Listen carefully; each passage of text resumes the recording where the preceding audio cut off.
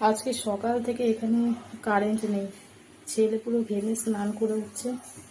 আর রান্না করতে হবে, রান্না করতে এসে পুরো ঘেমে স্নান করে উঠছে। সেই সকালবেলা মানে ঘুম থেকে উঠেছে যখন, তখন থেকে কারেন্টটা নেই এখন পর্যন্ত। এখন প্রায় 2টোর মতন বাজতে যায়, এখন পর্যন্ত কারেন্ট আসেনি।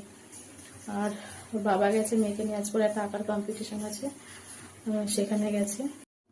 আজকে রবিবার, ওর বাবা একটু মাংস নিয়ে এসেছে, মাংসটাই করছি আর ভাত করব।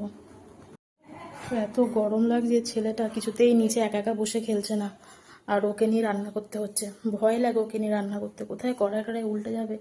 আর যেহেতু আমার মানে আমি, ওর বাবা, মেয়ে আর ছেলে 4জনই আমরা থাকি, ওকে ধরার মতন সেরকম কেউ নেই, আমরাই তো।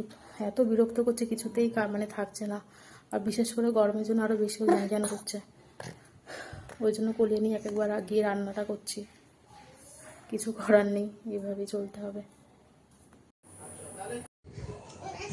এখানে চালটা ধোবো বলে জল নেই, সকাল থেকে কারেন্ট নেই, পাম্পও চালানো হয়নি, জলও